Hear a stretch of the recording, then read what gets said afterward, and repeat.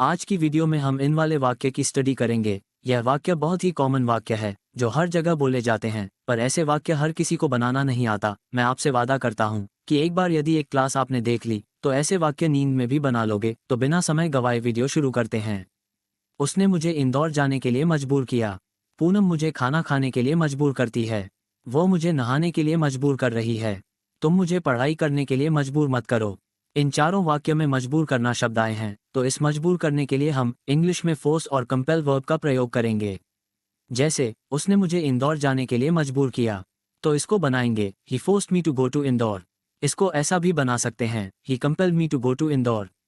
यहाँ पर फोर्स से जो वाक्य बना शारीरिक कष्ट देकर मजबूर किया जा रहा है, और जो कंपेल से जो वाक्य बना है उसमें समझा बुझाकर मजबूर किया जा रहा है।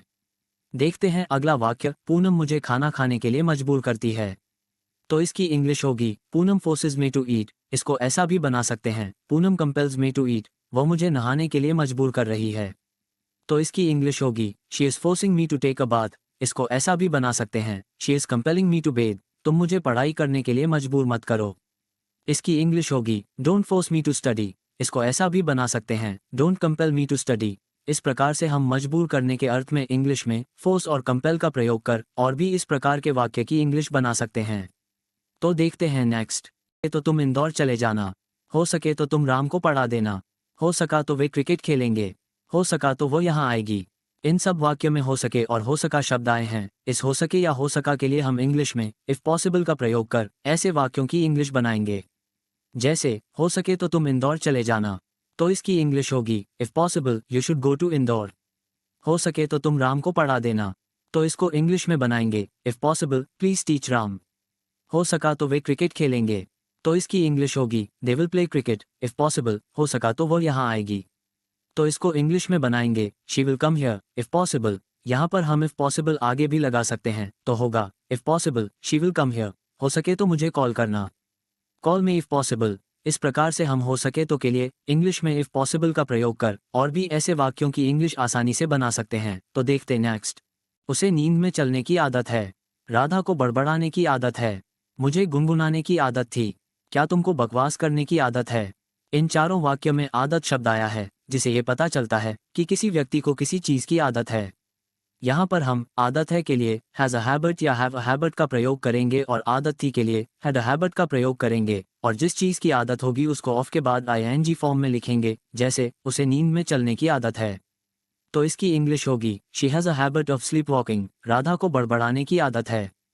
इसकी इंग्लिश होगी Radha has a habit of mumbling. मुझे गुनगुनाने की आदत थी।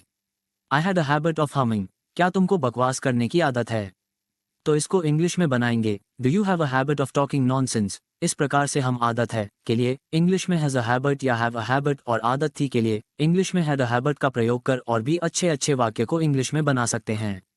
तो देखते हैं नेक्स्ट। वो राम को जीने के लिए सक्षम बना रहा था। पूनम ने मुझे क्रिकेट खेलने के सक्षम बनाया। कोच ने मुझे मेडल जीतने के सक्षम बनाया। मैंने अपने बच्चों को दौड़ने के सक्षम बनाया। इन चारों वाक्य से यह पता चलता है कि कोई व्यक्ति किसी को किसी कार्य को करने के लिए सक्षम बना रहा है। तो यहाँ पर हम सक्षम के लिए इंग्लिश में एनेबल वर्ब का प्रयोग कर ऐसे वाक्यों की इंग्लिश बनाएंगे। जैसे वह राम को जीने के लिए सक्षम बना रहा था, तो इसकी इंग्लिश होगी he was enabling Ram to survive. Poonam ने मुझे क्रिकेट खेलने के सक्षम बनाया, तो इसको इंग्लिश में बनाएंगे Poonam enabled me to play cricket. Coach ने मुझे मेडल जीतने के सक्षम बनाया, तो इसकी इंग्लिश होगी the coach enabled me to win a medal. मैंने अपने बच्चों को दौड़ने के सक्षम बनाया, तो इसको इंग्लिश में बनाएंगे I enabled my children to run. तो इस प्रकार से हम इस तरह के और भी वाक्य को एनेबल का प्रयोग करके इंग्लिश में आसानी से बना सकते हैं। यदि यह वीडियो अच्छा लगा हो तो प्लीज़ सपोर्ट मी।